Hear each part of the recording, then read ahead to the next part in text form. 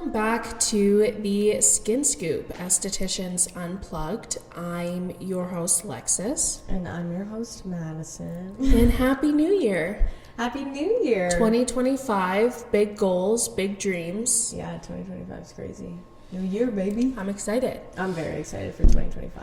Yeah. Today we are diving into the future of aesthetics and where science meets skincare. From salmon sperm facials to biohacking your way to perfect skin, we're going to explore the groundbreaking innovations set to dominate 2025. There's lots of things always happening in the industry, and I think that's what keeps it exciting, at least for myself. I don't know about you. Yeah, for us, I think it keeps it exciting. Everything's always changing. Yeah, I love that there's constantly new things to learn. There's new ways to approach treating skincare concerns and new technology all the time. Yeah.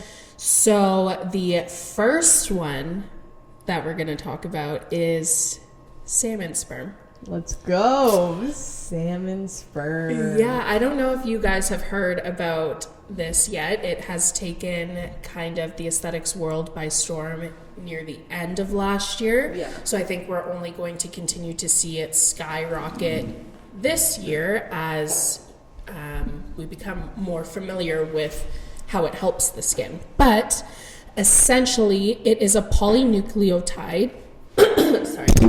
Jeez. Holy shit. Wow. Previously, it was thought that your skin was kind of a sponge and it accepted whatever, and, you know, things could just absorb into your skin. Yeah. But we know that it actually works more like a shield, and it tries to keep things out. Yeah. Obviously. That makes sense. Factors. Yeah, it's protecting all your organs. Yeah. So having something that mimics your natural, say, sebum production or whatever it is, if your body recognizes it, essentially, can identify it. Exactly, then it's more likely to accept it. And that's why it's really cool in skincare when things are designed to mimic natural productions. Yeah, totally. The body understands it a lot better than something that is not naturally created within. Exactly. Obviously, I'm still really new to the salmon sperm. So am I. I've seen a lot online, though. Like, a lot of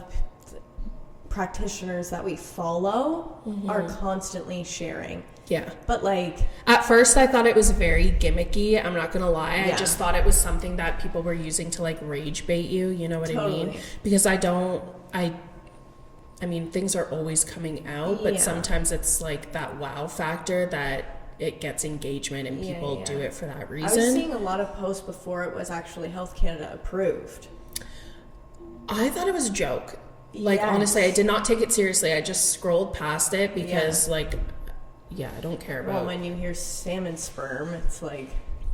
And I think the way that they say it like that is to get a reaction. Because if you're thinking salmon sperm, it's like, whoa, that is something that's going to stick, essentially. Like, why can't you just say salmon DNA or something like that? Yeah. Yeah. When we add sperm, I'm not into it. Essentially, this has been made to repair the skin, so heal damaged skin, boost hydration, and improve elasticity. That's apparently what it's for. Yeah. That's what they say. I've done a lot of research in the last week because I knew that we were going to be talking about this, and I needed to, like, make sure I had all my ducks in a row and know what and come for the facts. But I am still a little bit confused by this because I don't know if it's a fad or if it's something that's going to be very genuine. It's like the unknown. Well, the thing is it's already popular in Japan and Korea, and it's used in both injectable and topical forms for anti-aging and skin regeneration. And there has been studies on it, so published in the Cosmetic Dermatology, have shown that it can increase hydration by 20% and improve elasticity in a few treatments. It can also help with wound healing by 67%. So these are great studies and reputable sources posting these studies. The only thing is we don't have any long-term studies to show. But I don't know. Is it a fad? It's a debate. The science is very promising, and with any exotic ingredient, there is always going to be that I don't know, skepticism. Is it going to work?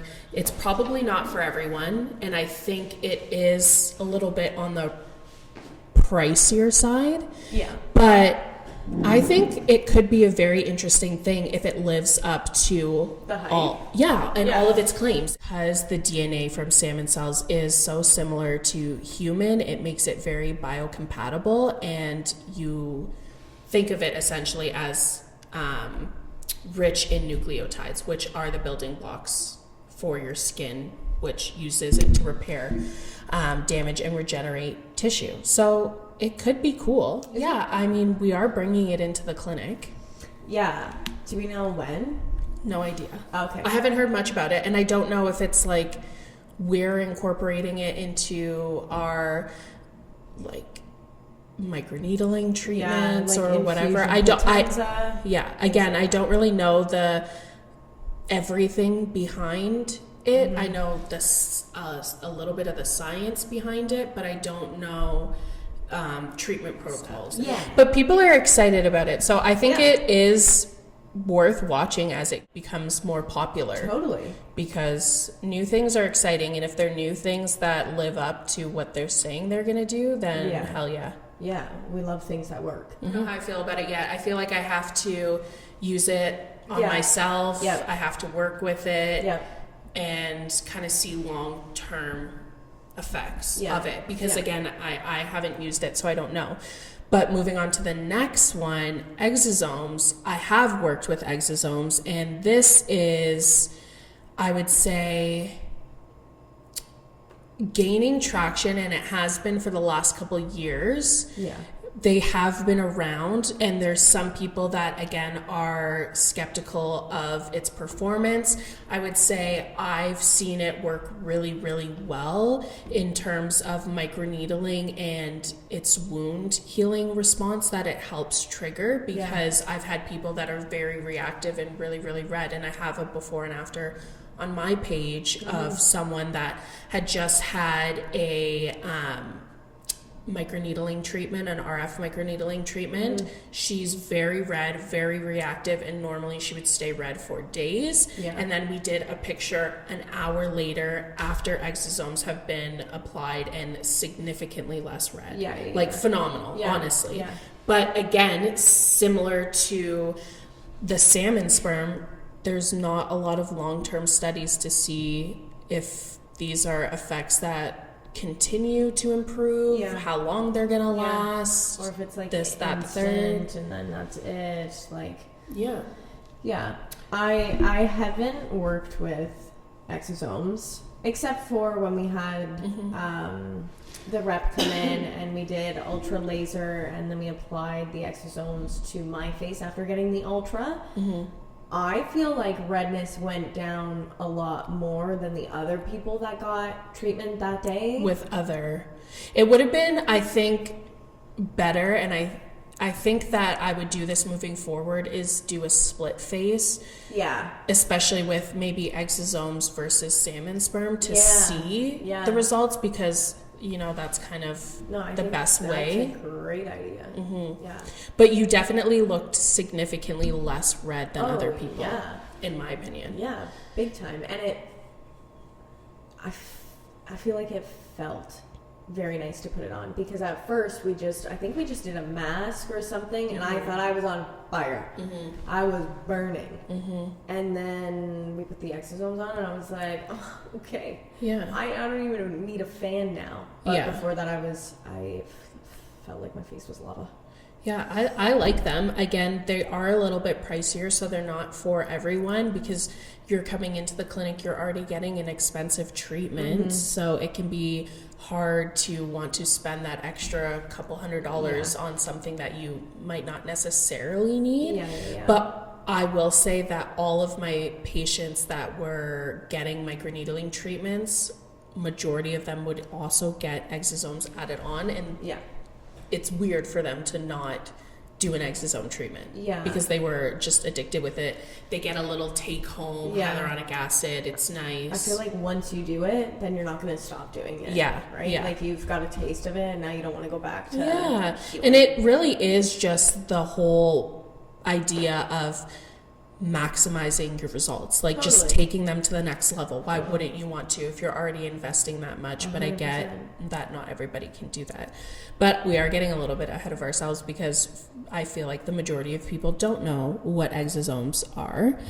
Yeah. But basically, they are cell-to-cell communicators that help with transferring proteins, RNA, and other molecules that tell your skin to repair themselves. So they are extracted from stem cells. They are used to speed up healing, reduce inflammation, again, improve outcomes of procedures like microneedling and lasers. They don't have to just be from like human stem cells. They're also plant derived if you're someone that's into that. I really like the idea behind exosomes that because we're delivering growth factors and all that good stuff, it takes away the need to have good blood if we're comparing it to PRP.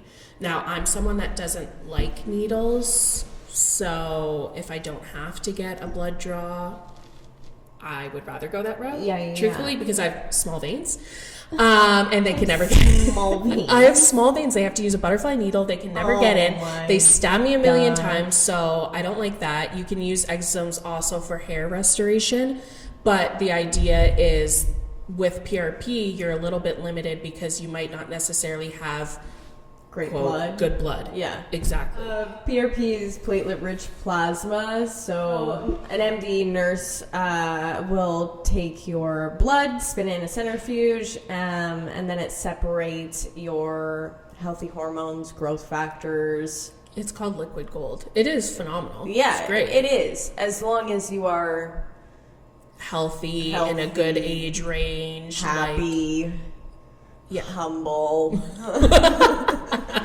Then you're gonna get decent results. Mm-hmm. But I was gonna say, wouldn't it be the same cost, like exosomes versus PRP, with everything that you have to charge with PRP and everything you have to charge with exosomes? Like, similar, do you think? It depends on the clinic. Totally. But the thing with PRP is there's also a lot of time that goes into it for them to charge more, because it's the materials to draw the blood, it's the time spinning the blood, the time drawing the blood, and all that, where exosomes kind of takes that away. Yeah. I think we were charging $350 for that, and that is on the higher end at my previous place for an add-on exosomes treatment. Mm-hmm. So PRP ended up being more expensive just because of the time that goes into it. I would 110% recommend getting an exosomes and microneedling treatment, or just an exosome with whatever, because essentially you have to have it on some type of treatment that has created inflammation, an ECO2 ablative laser, microneedling, something like that you're red and inflamed. That's when you want, because it needs to have the channels. Yeah. Ultra, exactly. Great. So I love exosomes. Truthfully, I think it's great. I think it's going to continue to rise in popularity. Yeah. I would 110% love to bathe in exosomes. Yeah. And promising, but there's a lack of long-term studies because they're relatively new. Mm-hmm. And on top of that, I wouldn't say this is necessarily an issue in Canada, but definitely the States is regulation, because there's inconsistent oversight in the beauty industry, so not all products are created equal. Now, in Canada, Health Canada is very, very strict, very, very strict, even to the point where words get flagged and you can't say certain phrases. You can't say it's a medication, like acne medication or anything like that. Yeah. First bringing on exosomes, we were one of the first clinics to have exosomes, like right at the very beginning, from a very reputable company that, again, very popular in like Korea, Japan, stuff like that, because they are the forefront of the beauty industry. They are. They always know what's up, I will say that. Yeah. They do. But they were coming over here, and then we had them, and then Health Canada flagged them because of wording. Yeah. So that's the only thing I would say a little bit more regulated here. Now I see so many different exosomes that it's hard to maybe know which ones are good and which ones are gimmicky, and you'll get that with everything, but just really do your research. Yeah. Next. Oh, boy. I'm actually a fan of this because I love ChatGPT. I do love ChatGPT too. We're talking about AI in skincare. Yeah. But I won't lie, it scares me a little bit. Like, it's fun and exciting, but it's a little bit scary. Yeah, it scares me too. But AI has been around for makeup for so long. But for skincare, this is newer. Yeah. It's cool. Like, honestly, the device that we're going to talk about essentially, because this is, I mean, I'm sure there's different ways that AI is used in skincare or whatever. But even just like asking ChatGPT, like, this is what my symptoms are, blah, blah, blah. Like, she could come up with a whole routine for you. Oh, like, that's crazy. She can come up with anything. Yeah. But anyways, there's devices that essentially analyze your skin daily and adjust your routines in real time. So you would put your face in the scanner, it's like an app, and it will tell you exactly what products you need that day based on your hydration levels, UV exposure, stress, and it's so personalized and customized, maybe to a different level than, because like you're only seeing your esthetician once a month typically. Yeah, so you have this every day. So that could be especially for someone that doesn't necessarily know what they're doing, and skincare can be overwhelming. So L'Oreal and Neutrogena are actually leading the charge with that. So again, AI scans your skin, analyzes everything, and then it can dispense a customized serum or foundation tailored to your needs. Yeah, but like, do I want L'Oreal or Neutrogena telling me what my skin needs? I think that you don't understand the scale of L'Oreal. They have everything. They have dipped their toes in everything. They have SkinCeuticals. They have correct. Skin Better. Yes. They have everything. And Skin Better is phenomenal. But still, my pride tells me no. But that's holding them to the degree that people can't change.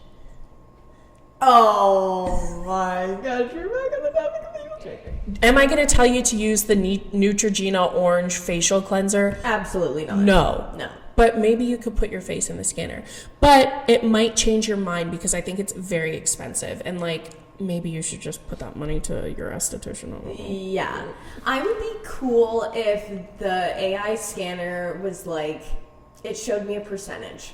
Like it told me. Like the scanner that we have. Yes, like the iPhone form. Yes. Yeah. And I'm then cool with that. And it doesn't need to, because again, because it is personalized and customized, but you don't have that like human touch to it. So it's going to spit out, maybe you should use salicylic acid or hydroquinone, but do you now know how to use it? Do you know how to titrate off of it? Do you know how to get your skin adjusted to it? When you get potential anticipated reactions, dryness, redness, flakiness, are you going to be like, what the hell? And then back off because you don't have someone telling you, you know what, just push through it. Yeah. 100%. That's the only thing. Yeah. Because I find in this industry, there is a lot of hand-holding. I was just going to say that. And I get it. Like, it's so overwhelming how much information, how much products, how much conflicting information there is out there, that I could see that being potentially an issue. But yeah, I 100% agree with that. I like sometimes I like the hand holding aspect. Like I like helping people, and when you have questions, like I would rather you come to me than like Google it. Yeah. And then you're getting 16,000 different answers, and you're like, well, what the heck? Yeah. Just message me. And I don't want to be replaced by a robot. I don't want to be replaced. Quite frankly, I need to put food on the table. I need to put food on the table. But I mean, we've seen AI just skyrocket. Yeah. It was so crazy. It was like, it felt like an overnight thing. And now even just like it does kind of freak me out, like this is totally off topic, but like the weird AI videos on Instagram and stuff like that. Yeah, that freaks me out. That's scary. Yeah, that really scares me. And I think it's here to stay, unfortunately. It probably will end up replacing a lot of jobs. Hopefully not mine, knock on wood. Nah, we touch. By 2027, the AI beauty market is expected to grow to 13.1 billion. Billion's a lot. Billion! Do you know how many zeros are in a billion? A lot.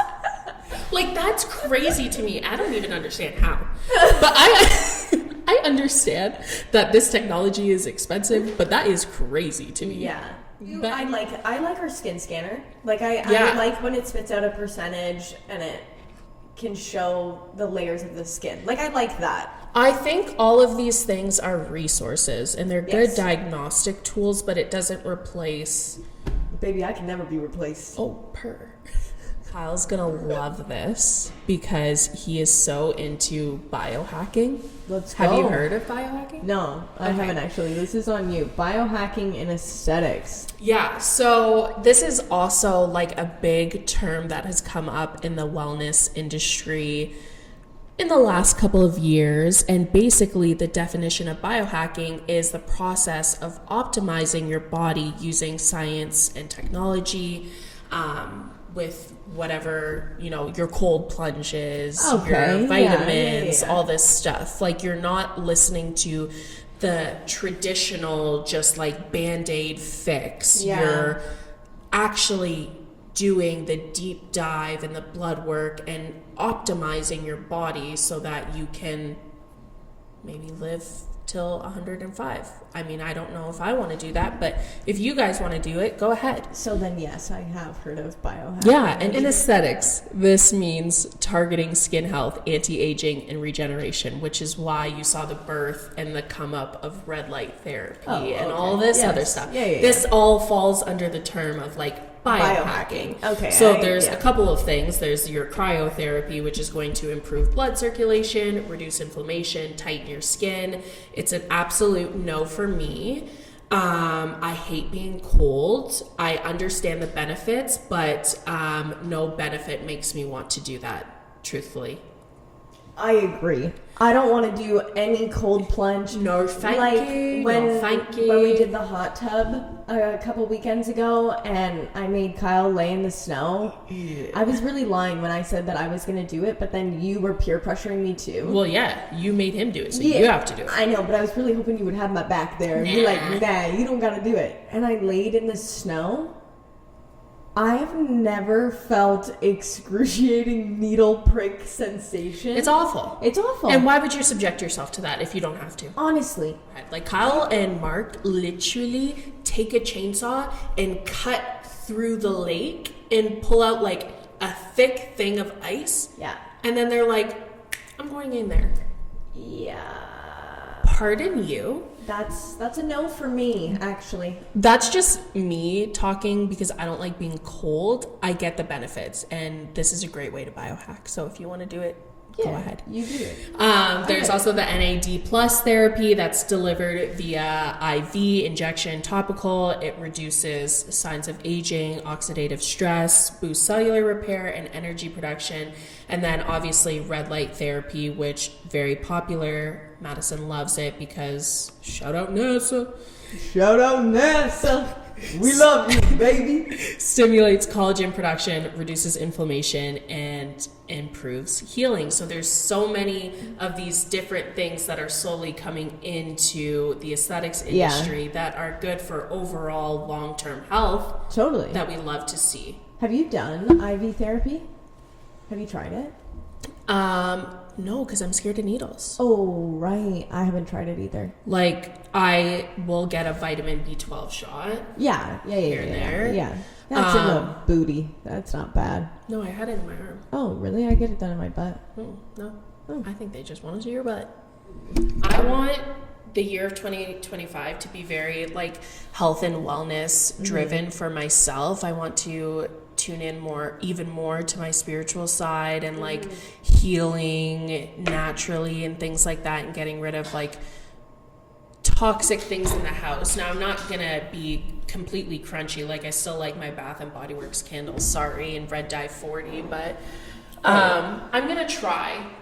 I love Red Dye 40. I know, Doritos, they slap. I know, they're so Like, good. I wanna do all the things for 2025 as well, and really focus on health and wellness and like mental health and all of the things. But I'm not gonna stop eating Doritos. No, seriously. can't Like stop. there's a line. Come on. Yeah. No. Get it. Ethical beauty brands embracing their Yep. refillable packaging. That's great. That's I love cute. that, We love. actually. I think we'll continue to see things like that happen, Yeah. and people just being more cautious of what they're putting on their skin.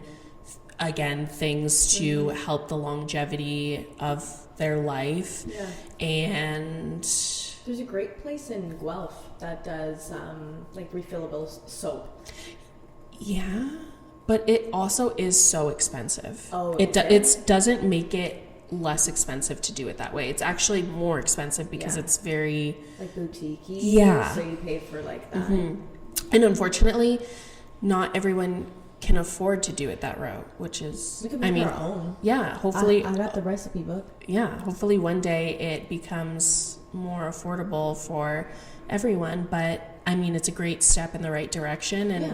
we'll continue to see cool things in 2025. Yeah, I think 2025 is gonna be wild. Yeah, I predict we stop using beef tallow 2025, please. Yeah, It's not health and wellness. I'm predicting that. Like, eat it. I'm predicting that I'll like completely stop talking to anyone and everyone that uses beef tallow. Please stop and And- stop spreading it. And Please. if we bring up that sunscreen causes cancer one more time, You're canceled. you're canceled. I'm losing it. Like I'm moving far away. Period. Yeah, But also 2025, we're moving into the new space. I know. Lots of great Like, things happening. We got to write our like intentions on the drywall, which I is know, so so cute. And yeah, hopefully big things for the Skin Scoop. We do have a couple exciting things, Yeah, which is we great because it do. means we're like moving in the right direction. Because Yeah, at we're first this was growing. just like funny chit chat things to do with my bestie. Yeah, it's still funny chit chat things to do with my Yes, bestie, but now we're education, growing. baby. We're growing. So Yeah. we have some very exciting things to look forward to in the new year. What are you looking forward to in 2025? What am I looking forward to? Yeah, I think that 2025 is going to be such a year of growth for us, but I also think it's going to be such a year of growth for us, like singularly. I'm excited for all of the things and more education, hopefully more travel, living our best lives. Like I feel like 2025 we're starting it off right, and I'm really excited to go into this year. Yeah. We together made vision boards, which Oh, was yeah. so cute. Let's talk about what's on our vision boards for 2025. Oh, I had a lot of things on my vision board for 2025. Or just partial. It doesn't have to be everything. Yeah, I can't tell you everything. I hope for lots of growth, lots of prosperity. I hope that I continue to improve my health Yeah. because I've really struggled with that recently. Yeah. Hopefully, maybe little baby. Well, I think maybe 28 holds a child, so maybe get pregnant at the end of the year. We'll see. It's open to interpretation. Who knows? Oh, I'm not ready to be another aunt. I got so many kids I'm taking care of. On my vision board, there's a lot of prosperity. You want to be me? Huh? You want to be me? Well, I don't want to say That's my answer. I can't say that I Sure. have $100 bills all over my vision board and I'm hoping to become rich. Yes, you can. Put it out there. It starts with the mindset, baby. Okay, but like I would rather say prosperity. It sounds way like kinder, more humble. Yeah, just looking for like good things, like happiness, joy. I want peace. You know, Love. world peace. I want peace for myself. Yeah, peace for myself. I really just... Like, I was out here fighting for my life last year. Last week. Last week, which was last year. Last week I was fighting for my life. Question of the day. Question of the day. Which 2025 innovation excites you the most? And is there one specifically that you would like to try? I want to try the salmon sperm. I do too. Like, I just want to try it, but I'm also... Scared? I'm weirded out by it a little bit. Naturally. Yeah, like, I feel like we'll get more comfortable with it, like, the more we, like, use it, see it, touch it, whatnot. But like, what were you doing with the salmon to get here? This is what I was wondering.